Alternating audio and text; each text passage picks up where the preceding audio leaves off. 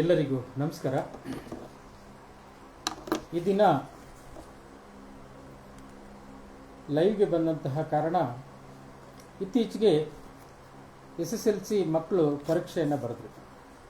ಆ ಪರೀಕ್ಷೆ ಬರೀಬೇಕಾದ್ರೆ ಎಲ್ಲೋ ಒಂದು ಕಡೆ ಹೋರಾಟಗಾರರು ಹಿಂದಿ ಭಾಷೆಯನ್ನು ಕೈ ಬಿಡಬೇಕು, ಹಿಂದಿ ಭಾಷೆ ಪರೀಕ್ಷೆ ನಡೆಯದಂತೆ ತಡಿಬೇಕೆಂಬಂತಹ ನಿಟ್ಟಿನಲ್ಲಿ ಹೋರಾಟಕ್ಕೆ ಒಂದು ಕರೆಯನ್ನು ಕೊಟ್ಟರು. ಅದರ ಉದ್ದೇಶ ಏನಿದೆಯೋ ನನಗೆ ಗೊತ್ತಿಲ್ಲ. ಯಾಕಂದರೆ ಒಂದೊಂದು ಬಾರಿ ಸರ್ಕಾರಗಳು ಏನು ಮಾಡ್ತಾರೆ, ಯಾರೋ ಒಬ್ಬರು ಅವ್ರ ಜೊತೆ ಶಾಮೀಲಾಗಿರ್ತಾರೆ, ಅವ್ರ ಜೊತೆ ಒಡನಾಟದಲ್ಲಿದ್ದಾಗ ನೀವು ಹಿಂಗೆ ಮಾಡಿ ನಾನು ಹಿಂಗೆ ಮಾಡ್ತೀನಿ ಎಂಬಂತಹ ನಿಟ್ಟಿನಲ್ಲಿ ಹೇಳಿಕೆಗಳನ್ನು ಕೊಟ್ಟಿರ್ತಕ್ಕಂಥದ್ದು ನಾವು ಗಮನಿಸಿದ್ದೀವಿ. ಅದೇ ರೀತಿ ಏನಾದರೂ ಇವತ್ತು ಆ ಒಂದು ಮಾನದಂಡಗಳನ್ನ ಇಟ್ಕೊಂಡು ಇವತ್ತು ಹಿಂದಿ ಭಾಷೆಗೆ ಅಂಕಗಳನ್ನು ಕೊಡದೆ ಗ್ರೇಡಿಂಗ್ ಪದ್ಧತಿಯನ್ನು ಕೊಡ್ತೀವಿ ಎಂಬಂತಹ ನಿಟ್ಟಿನಲ್ಲಿ ಒಂದು ಸರ್ಕಾರ ಯಾವುದೇ ಆಲೋಚನೆ ಮಾಡದೆ ಏಕಾಏಕಿ ನಿರ್ಧಾರಗಳನ್ನು ಘೋಷಣೆ ಮಾಡಿಬಿಡ್ತು.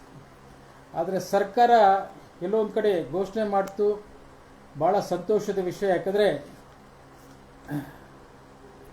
ಹಿಂದಿ ಭಾಷೆಯಲ್ಲಿ ಅನೇಕ ಲಕ್ಷಾಂತರ ಮಕ್ಕಳು ಪರೀಕ್ಷೆ ಬರೆದರೂ ಸಹ ಅವರು ಅನುತ್ತೀರ್ಣರಾಗ್ತಾಯಿದ್ರು, ಮುಂದಿನ ಭವಿಷ್ಯಕ್ಕೆ ತೊಂದರೆ ಆಗ್ತಾಯಿತ್ತು. ಆದರೆ ಎಲ್ಲೋ ಒಂದು ಕಡೆ ಸರ್ಕಾರ ಯೋಚನೆ ಮಾಡಬೇಕಾಗಿತ್ತು, ಅಥವಾ ಹೋರಾಟಗಾರನ ಮನವೊಲಿಸಿ ಈ ವರ್ಷ ಈ ಯಥಾಸ್ಥಿತಿಯಲ್ಲಿ ಪರೀಕ್ಷೆಗಳು ನಡೆದು ಬಿಡಲಿ, ಮುಂದಿನ ಒಂದು ಶೈಕ್ಷಣಿಕ ವರ್ಷದಿಂದ ನಾವು ಹಿಂದಿ ಭಾಷೆಯನ್ನು ಕೈ ಬಿಡುವುದು ಅಥವಾ ಹಿಂದಿ ಭಾಷೆಗೆ ಅಂಕಗಳ ಬದಲು ಗ್ರೇಡಿಂಗ್ ಕೊಡುವಂತಹ ಪದ್ಧತಿಯನ್ನು ನಾವು ಜಾರಿಗೆ ತರ್ತೀವಿ ಎಂಬಂತಹ ಒಂದು ಹೇಳಿಕೆಯನ್ನು ಕೊಟ್ಟು ಹೋರಾಟಗಾರರ ಮನವೊಲಿಕೆಯನ್ನು ಮಾಡಬಹುದಾಯಿತು ಸರ್ಕಾರ. ಆದರೆ ಸರ್ಕಾರ ಯಾವ ಒಂದು ಗೊಂದಲಕ್ಕೆ ಸಿಲುಕ್ತೋ ಗೊತ್ತಿಲ್ಲ, ಆದರೆ ಮಕ್ಕಳ ಭವಿಷ್ಯದಲ್ಲಿ ಆಟ ಆಡಿದ್ದಂತೂ ಸತ್ಯ. ಇವತ್ತು ಇನ್ನು 2 ದಿನ ಪರೀಕ್ಷೆ ಇರಬೇಕಾದಂತಹ ಮಕ್ಕಳಿಗೆ ಯಾವ ರೀತಿ ಇವತ್ತು ಸರ್ಕಾರ ಹೇಳ್ತದೆ ಅಂದರೆ, ನೀವು ಪರೀಕ್ಷೆಯಲ್ಲಿ ಬರೀದೇ ಹೋಗ್ಲಿ, ಚೆನ್ನಾಗಿ ಬರೀದೇ ಇದ್ರೂ ಪರವಾಗಿಲ್ಲ, ನಿಮಗೆ ಗ್ರೇಡಿಂಗ್ ಪದ್ಧತಿಗಳನ್ನು ನಾವು ಕೊಡ್ತೀವಿ ಅಂತ ಘೋಷಣೆ ಮಾಡ್ತೀವಿ. ಅದಾದ ನಂತರ ಆ ಘೋಷಣೆ ನಂತರ ನಮ್ಮ ಹೋರಾಟಗಾರರು ಏನು ಸಚಿವರುಗಳಿಗೆ, ಮುಖ್ಯಮಂತ್ರಿಗಳಿಗೆ, ಸರ್ಕಾರದ ಅಧಿಕಾರಿಗಳಿಗೆ ಹೂ ಗುಚ್ಛ ಕೊಟ್ಟಿದ್ದೇನು, ಹಾರ ತುರಾಯಿಗಳು ಹಾಕಿದ್ದೇನು, ಸಂತೋಷ ಮಾಡಿದ್ದೇನು, ಬೇಸರ ಏನಿಲ್ಲ. ಆದರೆ ಸರ್ಕಾರ ಘೋಷಣೆ ಮಾಡಿದ್ದನ್ನು ಅದನ್ನು ಚಾಚು ತಪ್ಪದೆ ಉಳಿಸ್ಕೊಳ್ಬೇಕಾಗಿತ್ತು. ಆದರೆ ಇವತ್ತು ವಿದ್ಯಾರ್ಥಿಗಳು ಇವತ್ತು ಕೋರ್ಟಿನ ಮೊರೆ ಹೋಗಿ ಮತ್ತೆ ಯಥಾಸ್ಥಿತಿಯನ್ನು ಕಾಪಾಡಿಕೊಳ್ಳುವಂತಹ ನಿಟ್ಟಿನಲ್ಲಿ ಒಂದು ತೀರ್ಪನ್ನು ಕೊಡ್ತು. ಆ ತೀರ್ಪಿಗೆ ಮತ್ತೆ ಸರ್ಕಾರದವರು ಹೈಕೋರ್ಟ್ಗೆ ಹೋದಾಗ ಇವತ್ತು ಹೈಕೋರ್ಟು ಸಹ ಯಥಾಸ್ಥಿತಿಯನ್ನು ಕಾಪಾಡಿಕೊಳ್ಳಿ ಅಂತ ಹೇಳಿದ್ದಾರೆ.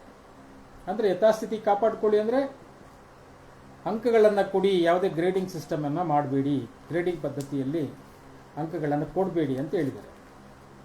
ಆದರೆ ಮಕ್ಕಳ ಭವಿಷ್ಯ ಇವತ್ತು ಏನಾಗಿದೆ ಅಂದರೆ, ಎಷ್ಟೋ ಮಕ್ಕಳು ಪ್ರಾಮಾಣಿಕವಾಗಿ ಓದಿದ್ದವರು ಸಹ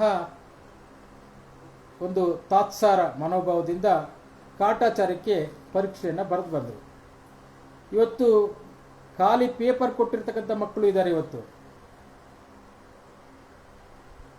ಪರೀಕ್ಷೆಯಲ್ಲಿ ಸರಿಯಾದ ಉತ್ತರ ಗೊತ್ತಿದ್ರೂ ಸಹ ಕಾಟಾಚಾರಕ್ಕೆ ಬರೆದಂತಹ ಮಕ್ಕಳು ಇದ್ದಾರೆ. ಇವತ್ತು ಅವರ ಭವಿಷ್ಯ ಏನಾಗಬೇಕು? ಈ ಗ್ರೇಡಿಂಗ್ ಸಿಸ್ಟಮ್ನ ನಂಬಿಕೊಂಡು ಇವತ್ತು ಅವರು ಪರೀಕ್ಷೆಯನ್ನು ಎದುರಿಸಿ ಬಂದಿದ್ದಾರೆ. ಸರ್ಕಾರಕ್ಕೆ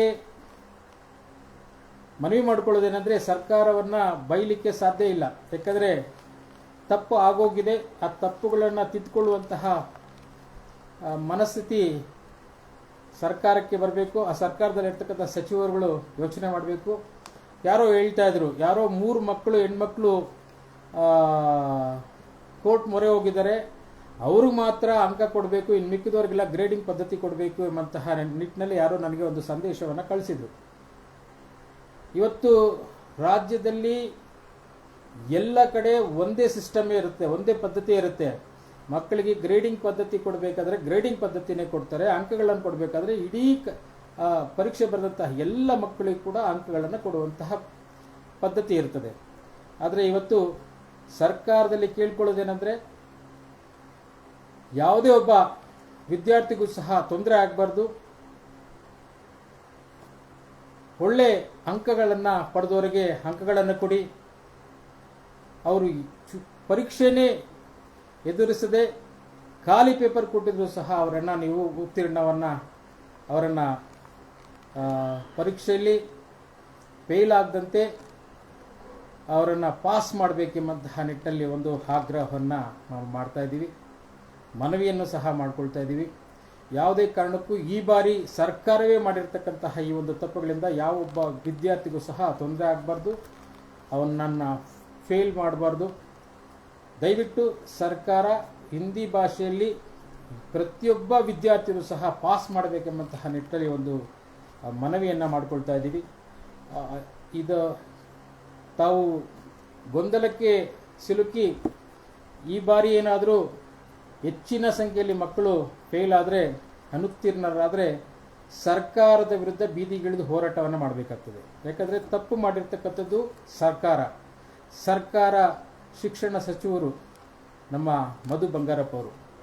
ನಾನು ಯಾರಿಗೂ ಸಹ ಬೈಯುವಂಥ ಕೆಲಸ ನಾನು ಮಾಡ್ತಾ ಇಲ್ಲ, ಅಥವಾ ಸರ್ಕಾರವನ್ನು ಏಳಿಸುವಂಥ ಕೆಲಸನೂ ಮಾಡ್ತಾ ಇಲ್ಲ. ದಯವಿಟ್ಟು ಮಗದೊಮ್ಮೆ ಶಿಕ್ಷಣ ಸಚಿವರಲ್ಲಿ ಹಾಗೂ ಸರ್ಕಾರದಲ್ಲಿ ಕೇಳ್ಕೊಳ್ಳೋದೇನೆಂದರೆ, ಈ ಬಾರಿ ಹಿಂದಿ ಪರೀಕ್ಷೆಯನ್ನು ಬರೆದಂತಹ ಎಲ್ಲ ಮಕ್ಕಳನ್ನು ಸಹ ತಾವು ಪಾಸ್ ಮಾಡಬೇಕೆಂಬಂತಹ ನಿಟ್ಟಿನಲ್ಲಿ ಒಂದು ಮನವಿಯನ್ನು ಮಾಡಿಕೊಳ್ತಾ ಇದ್ವಿ. ನಮಸ್ಕಾರ.